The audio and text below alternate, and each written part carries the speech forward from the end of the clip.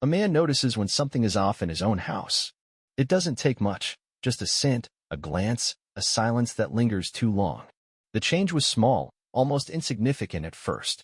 A new perfume, something floral and sharp, clinging to Cora's clothes like it belonged there. Not hers. Not mine. I'm Blake Vance. 48. Spent most of my life figuring out what a man is supposed to be, only to realize it's got nothing to do with what anyone else thinks.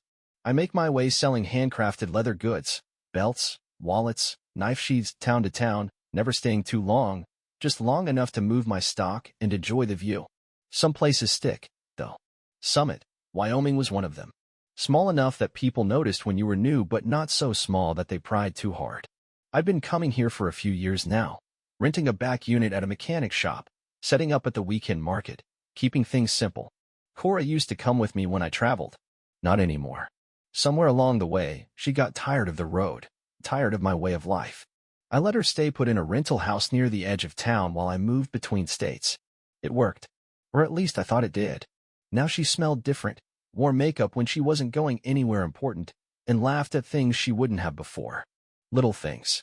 I paid attention to little things. "You're home early," she said one evening, tucking her phone away as she stood at the kitchen counter. She had that voice people use when they're trying too hard to sound casual. Market was slow. Figured I'd save myself the trouble. I set my bag down by the door. The house felt colder than it should have, like the air had shifted just enough for me to notice. "What's for dinner?" She hesitated. "I thought you were eating out." "I wasn't. Never said I was." I nodded, stepping past her to grab a beer from the fridge. "Guess I'll make myself something." She didn't say anything, just ran a hand through her dark hair and glanced at her phone again. I saw the reflection of the screen in the window, locked before I could catch anything useful. Later that night, I sat on the front porch, running a piece of leather between my fingers, working out an edge, listening. The sound of my own breathing, the distant hum of traffic, the occasional night bird. Cora was inside, quiet, restless. She wasn't sleeping well these days. Neither was I. The next morning, Emma from next door knocked while I was drinking coffee outside. She was new, mid-30s maybe, wore jeans and a plain flannel, the type of person who liked fitting in without standing out. "Hey, Blake, right?" she said, offering a small wave. "I'm Emma. Just moved in a few weeks ago. Thought I'd introduce myself." I nodded. "Welcome to Summit." She grinned. "Appreciate it. This is a little awkward, but I think I saw your wife the other night. At a bar across town." I kept my face even. Yeah, the Eclipse. I was there with some coworkers. She looked nice. Was with some people, having a good time. Didn't want to make it weird, so I didn't say hi. I took a slow sip of coffee. "That's so?" She shifted on her feet like she wasn't sure if she'd said the wrong thing. I wasn't sure if you were still together or—" "We are," I said. Her eyebrows lifted just slightly before she forced a quick smile. "Well, anyway, nice to meet you." I watched her go, then leaned back against the porch railing, rolling the coffee cup between my hands. Cora had never mentioned the Eclipse. I finished my coffee, went inside, and set my mug down in the sink a little harder than I meant to. The sound echoed. Cora turned from where she stood by the window, already dressed, looking too polished for a morning that didn't require it. "You got plans tonight?" I asked. She blinked, her fingers tightening just slightly on the strap of her purse. "Why?" I shrugged. "Just wondering." She smiled, too quick, too rehearsed. "No, just work." She kissed my cheek before heading for the door. The scent of that new perfume clung to my skin. I let her go. For now. That evening, I waited. Not because I didn't already know where she was going, but because I needed to see it with my own eyes. I stayed busy, kept my hands moving, oiling a new belt, checking the stitching on a wallet, making sure my workbench was in order. But the clock kept ticking and the house got quieter. Cora had left hours ago, saying something about a late meeting at the office. She didn't bother to throw in a "don't wait up." I stepped outside, let the cool air settle against my skin, then climbed into my truck. The Eclipse wasn't far, just across town, wedged between a pawn shop and a rundown motel. It wasn't a place people went for casual drinks. It was where they went to disappear for a while. I parked across the street, just out of range of the security cameras. The lot was full, music thumping from inside, bass heavy and slow. A group of men stood near the entrance, smoking, watching the door like they owned it. I stayed in the truck, waiting. 5 minutes passed. Then 10. I was about to give it up, head home, Chalk it all up to a gut feeling gone wrong. When I saw her, Cora, stepping out of a car I didn't recognize, her hand brushing against the driver's arm just a little too long before she turned toward the entrance. Dark dress, heels she never wore around me, that damn perfume catching in the air as she walked inside. The man, tall, broad, sleeves rolled up just enough to show ink curling around his forearms, watched her go, then followed. I exhaled slow. So that was him. Seth Carlson. I'd heard the name before. He owned this place, along with a handful of other clubs across the state. Not a man who got his hands dirty, but a man who knew how to make things happen. Money, influence, the kind of confidence that only came from knowing no one would dare touch you. The kind of man Cora had always pretended she didn't like. I sat there, drumming my fingers against the steering wheel. There were two ways I could handle this. I could walk inside, put my fist through Seth's face, drag Cora out, and set the whole place straight. Or I could do what I'd always done. Take my time, play the long game, make sure the win counted. I chose the second. The next day, I started gathering what I needed. Information first. A man like Seth didn't get to where he was without making enemies. I found out who worked his security, where his money came from, what his weaknesses were. I made a few calls, asked a few questions, found a tech kid named Dylan who could pull phone records if I gave him the right incentive. I didn't rush. I didn't confront Cora. Instead, I did what I always did when something needed fixing. I put the pieces in place, one at a time. 2 nights later, I got what I needed. A folder full of messages, time-stamped calls, proof stacked neatly in a way that left no room for interpretation. I waited for Cora to come home. She was late again. When she finally walked through the door, tossing her keys onto the counter like nothing was wrong, I looked up from my chair and let the silence settle between us. "Good night," I asked. She hesitated, just for a second, then forced a smile. "Busy. You know how it is." I nodded, slow. "Yeah, I do." Her fingers curled around the strap of her purse. "You okay?" I let the question hang there, let her squirm in the space between what she knew and what she thought she could still hide. Then I stood up, walked past her, and placed the folder on the table. "Figure you might want to explain this before I decide what to do next." Cora stared at the folder like it might catch fire. She didn't reach for it, didn't move at all. Just stood there, fingers gripping the strap of her purse, lips parting slightly like she was about to say something and then thought better of it. I let the silence stretch. Let her feel the weight of it. Finally, she swallowed. "What is this?" "You tell me." Her throat bobbed, eyes flicking to the folder again. "I don't know what you think you found, but..." I pulled out a single page, flipped it around, slid it across the table. Messages. Dates, times, words spelled out plain and simple. She stopped breathing for a second. Just a second. Then, like clockwork, she went for the next move, the one cheaters always reach for.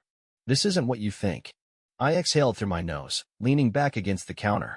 "I think it's you sneaking out to meet Seth Carlson at a nightclub.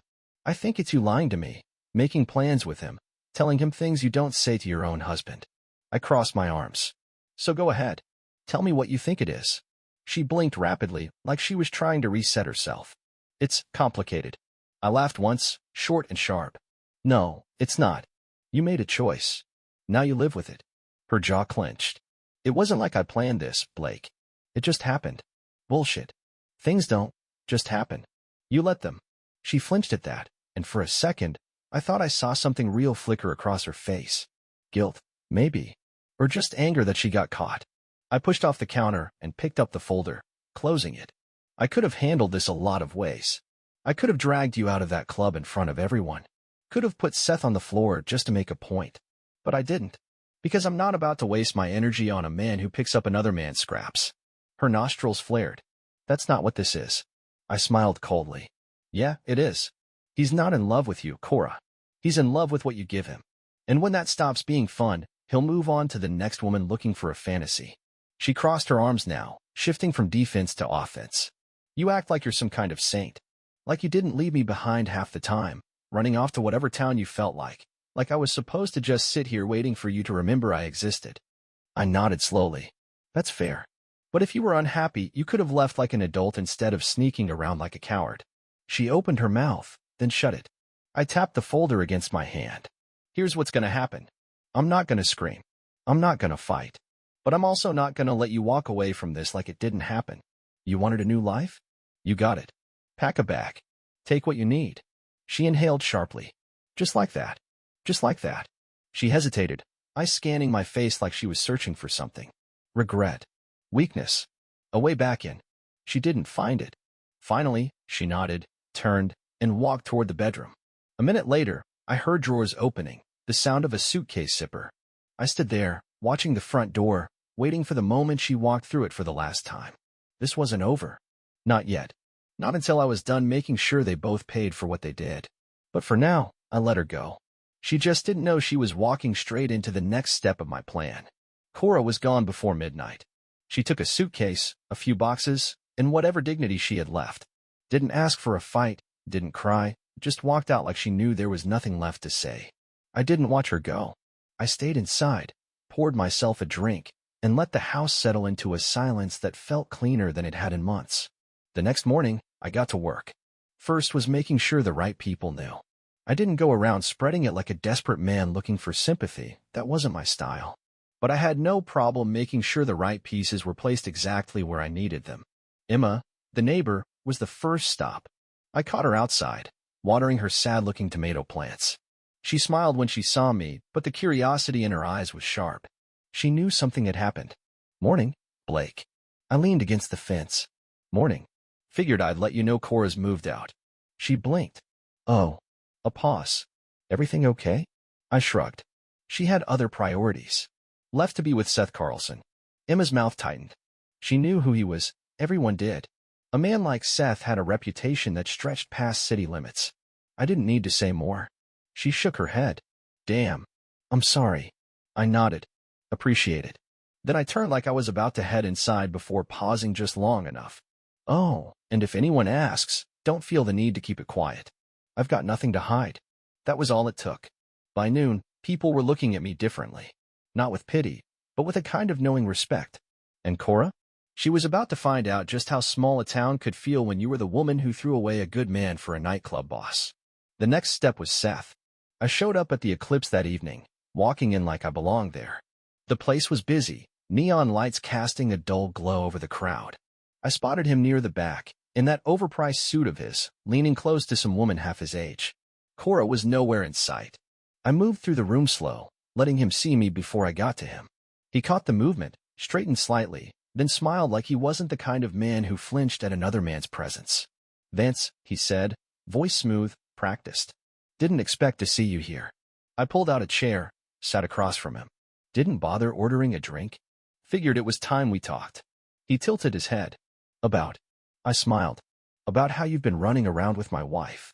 He let out a small breath through his nose, amused. She made her own choices. That she did. And now, so will you. The woman next to him shifted uncomfortably. He glanced at her, then back at me. You looking for a fight, Vance? I shook my head. Nope. You're not worth it. I leaned in slightly, voice lowering. I just came to let you know that your little side business, the one you think nobody sees, it's got eyes on it now. Paper trails, transactions, the works. People who know people are asking questions. Funny how that happens. Seth's jaw tightened just a fraction. You trying to threaten me? Not at all. Just pointing out a pattern. I stood up, smoothing my hands over the edge of my jacket. You took something that belonged to me. I figured I'd return the favor.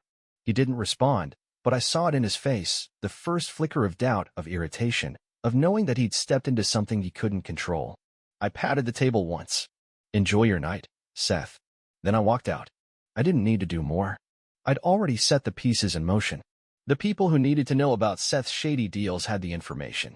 Cora's reputation was already shifting. And me? I was just getting started. It didn't take long for things to start unraveling. Cora moved in with Seth. I heard about it from Emma first, then from a guy at the hardware store, then from a mutual acquaintance who ran the diner in town. People didn't gossip to be cruel. They just liked knowing things, and right now, Cora and Seth were the most interesting thing to talk about. She looks different, Emma mentioned one evening, handing me a cold beer over the fence. Not happy. Not like she thought she'd be. I didn't respond. Just took a sip and let the words settle. I hadn't seen Cora since the night she left, but I didn't need to. I already knew how this played out. The high never lasted. The fantasy always cracked under the weight of reality. And Seth? He wasn't built for commitment. He was built for control. Word spread fast about his financial problems. The side business I had hinted at turned out to be messier than even I expected. Authorities were sniffing around. Some of his business partners were pulling away, and suddenly, his untouchable status wasn't so solid. Cora had traded stability for excitement. Now she was living with a man who was about to lose everything. I ran into one of her friends at the market a week later. Middle-aged woman, always wore too much perfume, the kind of person who liked being involved in other people's business. She gave me a look like she didn't know whether to feel sorry for me or hate me on Cora's behalf. You hear about Cora? I kept packing up my stall. What about her? She came into the salon the other day. Looked tired. Said things with Seth aren't what she expected. I nodded like that didn't surprise me.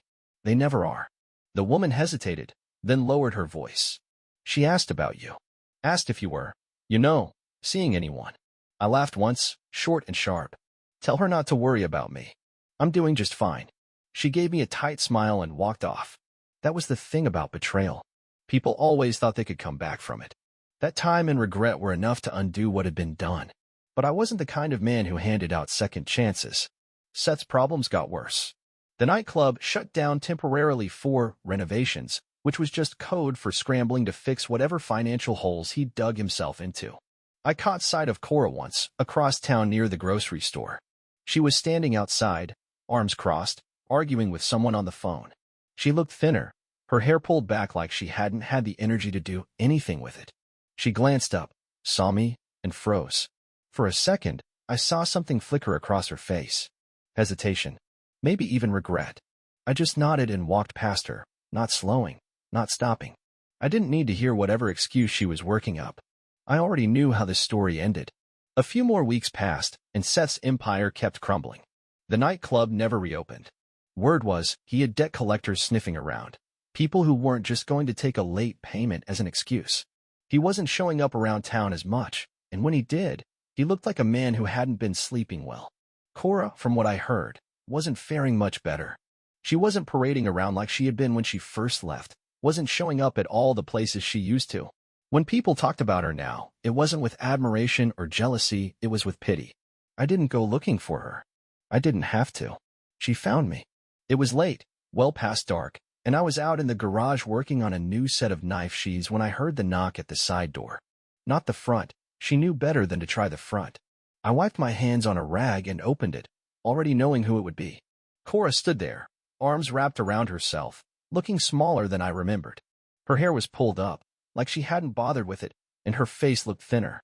Blake. Her voice was quiet, careful, like she was trying to gauge whether I'd slammed the door in her face. I leaned against the frame. Cora. She hesitated, like she was waiting for me to offer something. An invitation. A sign that I was still the same man she'd known. I wasn't. Can we talk? I crossed my arms. We're talking. Her lips pressed together. Not like this. I exhaled, slow and steady, then stepped aside. She took it as permission and walked in, her arms still wrapped around herself like she was cold. The garage smelled like leather and sawdust, the way it always did. I pulled up a stool and watched as she glanced around like she hadn't spent years in and out of this place. She finally turned to face me. I made a mistake. I didn't answer. Just let her talk. I thought she swallowed, shook her head. I thought Seth was different. That it would be different. I nodded once, slow. And she looked down at her hands. It wasn't. I could have told her that from the start. Hell, I did tell her that in my own way. But some people don't listen until it's too late. She took a deep breath. I want to come home. I studied her, let the words settle in the air. She had her reasons, I was sure. Maybe it was guilt. Maybe it was the fact that Seth was broke and whatever charm he had was long gone. Maybe it was just that she'd been chewed up and spit out and realized she had nowhere else to go. Didn't matter. I shook my head. No.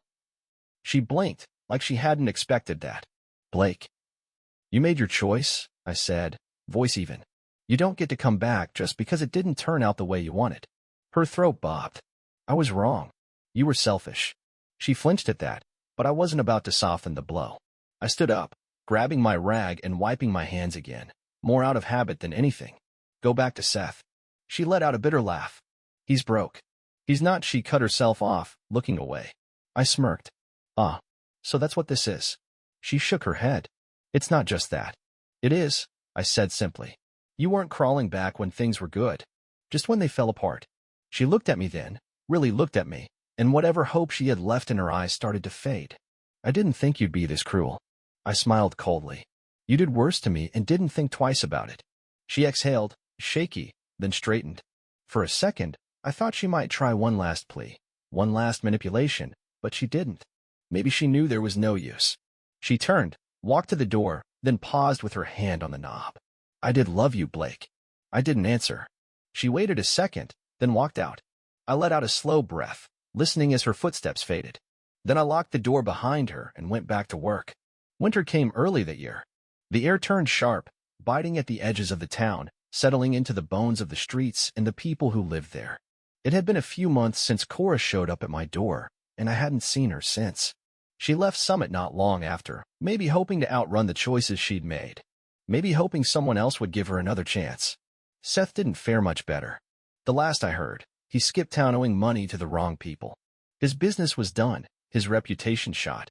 Nobody wanted to be in business with a man who couldn't keep his own affairs clean. He wasn't dead, not yet, but a man like him didn't need a funeral to be buried. Didn't matter to me. I had my own life to worry about. The leather shop finally happened. A little storefront on Main Street, nothing flashy, just a place to set up, work, and sell without having to haul my inventory town to town. Eli was still around, still learning, getting better every day. Kid had a knack for the work, and more importantly, he had the kind of grit most people his age didn't. He reminded me of myself at that age, minus a few scars and a few bad choices. One evening, I was at the shop late, finishing up an order, when the bell on the door jingled. Emma walked in, hands in her jacket pockets, her breath fogging just a little from the cold. Still here? I nodded, brushing a hand over the fresh stitching on a belt. Almost done. She glanced around, taking in the shelves, the smell of oiled leather and wood polish. Looks good in here. I grunted. Not bad. She smirked. That the highest compliment I'm getting out of you? I smirked back. For now. She rocked back on her heels. Couple of us are heading to the Rusty Spur for a drink. You should come. I considered it. The Rusty Spur was Summit's version of a watering hole, low lights, cold beer, no pretension. My kind of place. I leaned back, rubbing a hand over my jaw. Who's U.S.? Just the usual crowd. No one you'd want to avoid. She tilted her head, reading between the lines. She's gone, Blake. No one's whispering about it anymore. I exhaled, slow and steady. It wasn't that I cared about whispers. It was that I'd spent enough time being the center of them. Yeah, I said. I know. She watched me for a second, then nodded toward the door. Come on. First round's on me. I glanced at the belt, at the tools scattered across the workbench, then back at her. I grabbed my jacket. Let's go.